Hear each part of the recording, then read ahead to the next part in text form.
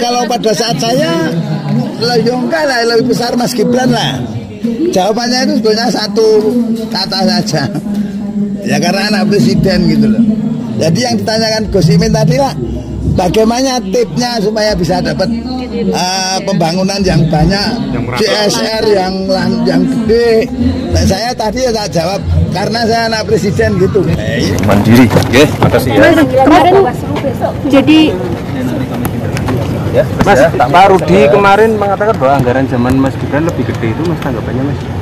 Zaman APBN. Lihatkan datanya. Ya. Subscribe Berita Surakarta.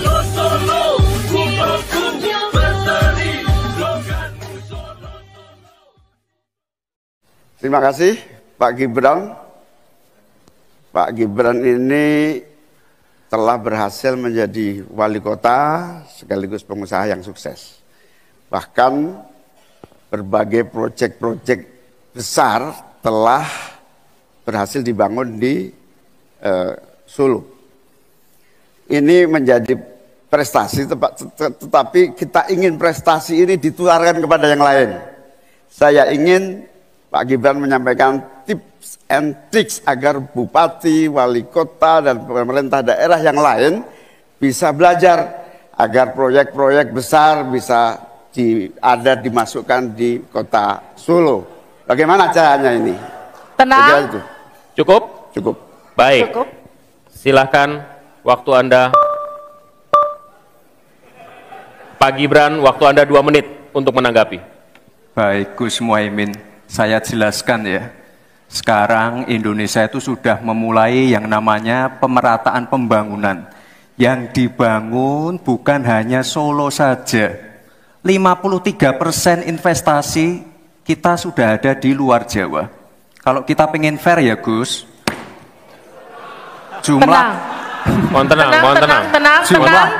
jumlah proyek, jumlah anggaran yang digelontorkan ke Solo sebelum saya jadi wali kota itu lebih besar. Saya tahulah ini arah pertanyaannya kemana, tapi yang jelas ini Gus, apa yang sudah dibangun, yang kita lihat bukan bangunan fisiknya saja, tapi kita lihat impact-nya ke warga. Bangun masjid menggunakan CSR dari Abu Dhabi, impact-nya apa? UMKM kita sekarang melesat, wisata kita melesat. Kemarin waktu Idul Fitri, kunjungan wisatawan ke Solo melebihi Jogja, itu impact-nya. Lalu kita lihat, kita punya kebun binatang Solo Safari, tidak pakai APBN. Masjid tidak pakai APBN. Tapi impact-nya apa? Impact-nya ke masyarakat. Jadi yang kita lihat ini Gus, tidak perlu tendensius seperti itu. Kita lihat impact-nya ke warga seperti apa? UMKM meningkat, kesejahteraan meningkat, lapangan pekerjaan terbuka. Itu yang kita lihat Gus. Jadi tidak melihat, oh ini dia anak emaskan. Enggak. Pemerataan pembangunan itu sudah terjadi di mana-mana, bukan hanya di Solo. Dan itu fakta loh Gus, proyek di Solo sebelum saya menjabat itu lebih banyak. Fakta itu. Terima kasih. Harap tenang, kita akan lanjutkan. Masih lanjut ini. Silakan Pak Muhaimin untuk menanggapi, waktunya 1 menit. Ya, yang saya tanyakan belum dijawab. Saya itu tanya tips and triknya agar investasi ataupun proyek-proyek besar bisa di sana. Sebab saya lihat itu ada 32 proyek pemerintahan pusat, ada juga berbagai program-program yang luar biasa, patut kita banggakan. Dibandingkan dengan misalnya Kota Madiun yang hanya 11%, Cirebon hanya 7%, Tasikmalaya. Kita ingin triknya apa sehingga akses pendanaan pembangunan itu bisa bersifat adil dan merata, bukan hanya di satu kota, tapi berada di seluruh. Ini yang menjadi catatan saya adalah keadilan dalam melaksanakan APBN. Kalau kita jadi pemerintah pusat nanti, tugas kita adalah membagi secara adil seluruh proyek-proyek nasional kita. Cukup. Silakan Pak Gibran untuk menanggapi. Waktunya 1 menit, silakan. Mohon tenang. Baik Gus, saya jawab lagi. sebelum ada proyek dari pusat masuk. Kita ya, para wali kota ya, harus menyiapkan yang namanya readiness kriteria. Kalau nggak ada itu, nggak mungkin proyek itu masuk. 2, kita sebagai wali kota harus menyiapkan hal-hal non-teknis, relokasi, nego dengan warga-warga, bantaran sungai, bantaran rel kereta api. Itu Gus, 1.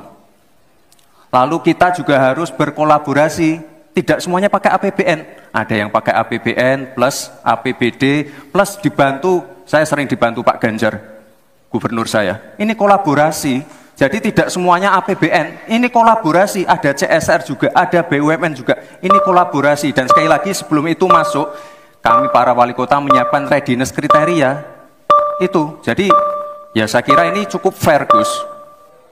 Ayo mana Baik. pendukung? Tenang. Apresiasinya.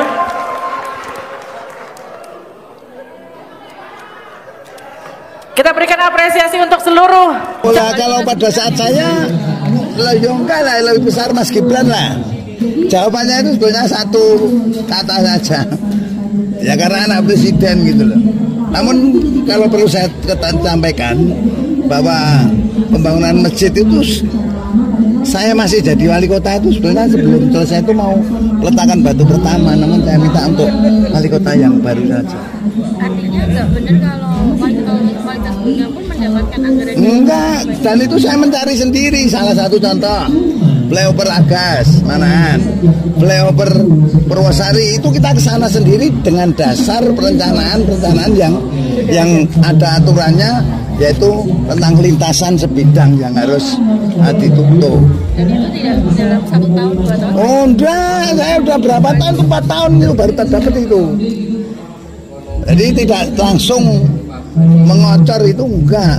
Seperti yang di Relayang itu kan juga kita ajukan sebelum saya selesai itu sudah perencanaan itu udah ada, viaduk itu ada semua. Jadi yang ditanyakan Gus Imin tadi lah, bagaimana tipnya supaya bisa dapat pembangunan yang banyak, CSR yang gede, tentang Solo Safari ini kan CSR. Lantas untuk yang lainnya juga CSR, ini kan yang ditanyakan kan seperti itu. Dan saya tadi tak jawab karena saya anak presiden gitu. Ya udah, mungkin pertanyaannya tipnya apa? Ya tipnya saya karena saya wali kota dan kebetulan saya anak presiden gitu. Programnya Jenengan sebagai cawapres mungkin lebih dijelasin Yang mana? soal pemenamanan modal untuk anak muda, dipermudah. Ya memang harus gitu. Dari sistemnya gimana nanti Mas? Ya nanti kami tindak lanjuti lagi ya. Yang penting kita udah memberikan kesempatan, ruang untuk anak-anak muda untuk berwirausaha dan Mas terkait bisa menjadi mandiri. Oke, makasih ya. kemarin Jadi Mas, Pak Rudi kemarin mengatakan bahwa anggaran zaman Mas Gibran lebih gede, itu Mas tanggapannya Mas? Zaman APBN. Lihatkan datanya ya. kalau dari tambahan dari Lihatkan datanya ya. kalau dari ditambah CSR gimana Mas? Kalau ditambah CSR kan lebih banyak kemungkinan. Mungkin tanggapannya Mas Gibran. Ya lihatkan datanya. Yang kemarin kita bahas itu APBN. Ya, wes ya. Terima kasih ya. Terima kasih ya.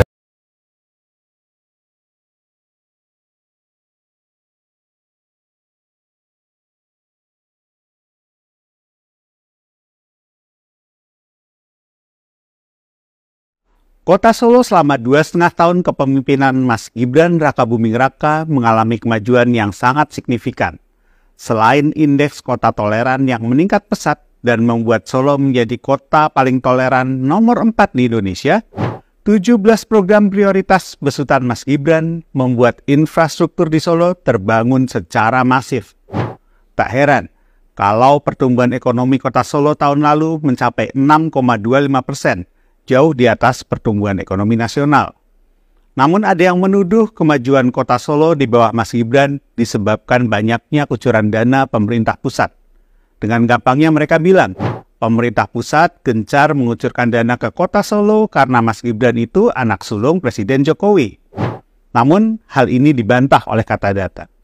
Dalam liputannya, mereka menemukan fakta bahwa nilai proyek pemerintah pusat di era wali kota sebelumnya, Pak FX Hadi, jauh lebih besar ketimbang dana yang dikucurkan pada era pemerintahan Mas Gibran.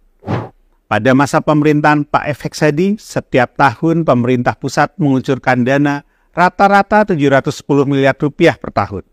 Sedangkan saat dipimpin Mas Gibran, Kota Solo hanya mendapatkan dana sebesar 667,35 miliar rupiah.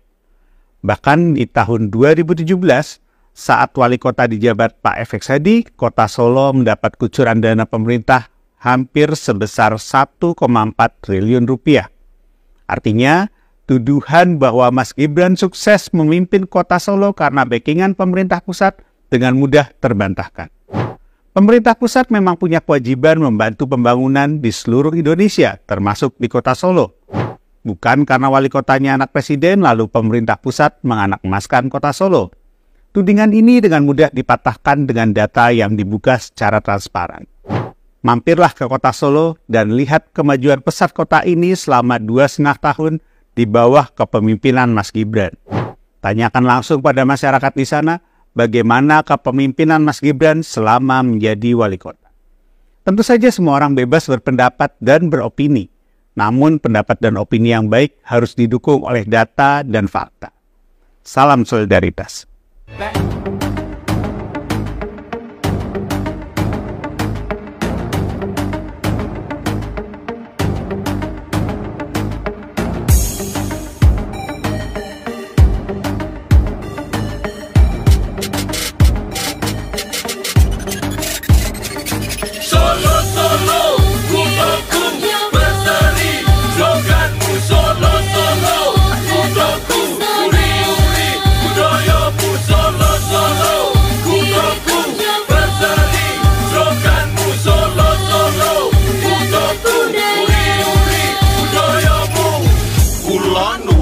Badhe matur kabeh kasunyatan boten katon ngawur niki kutha kula ingkang berbudaya lembah mana sayur rukun inggih kutha Solo tansah ayem panas katon adem wit-witan ageng agawe tentrem alus pituture luhur bebudene suposita tata krama iku wis wajibe sepur duduk jolo terus najan kuno isih kuno mlaku saka Purwosari dalan Solo ditelusuri Warputara mubeng kutha Solo gagah gede dhuwur mandek kon wisata transportasine sak bendinone nyaman lan amane padetan Solo Solo kuthaku berseri sloganmu Solo Solo kuthaku uri-uri budayamu Solo Solo kuthaku berseri sloganmu Solo Solo kuthaku uri-uri budayamu Solo kota budaya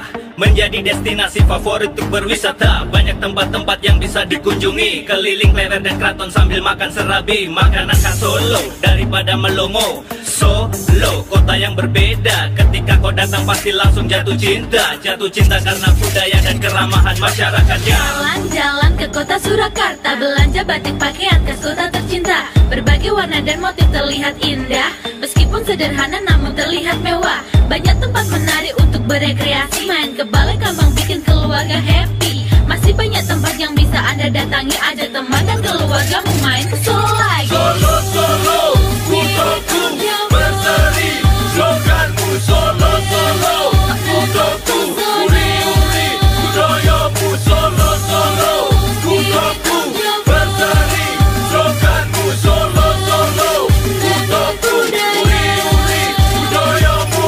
Kurang lengkap kalau belum ke Keraton Solo, berburu barang antik, Triwindungan Sopuro, tempat olahraga yang nyaman, Manahan Solo. Selamat datang, we are from Solo.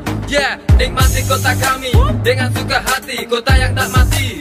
Malam sampai pagi membuat kalian nyaman, berseri tanpa korupsi. This is Solo City, welcome to the home. Banyak jalan-jalan berubah pandanganku, yakin ini tambah kemajuan. Pemerintahan berkembang, kota Solo ku menyenangkan.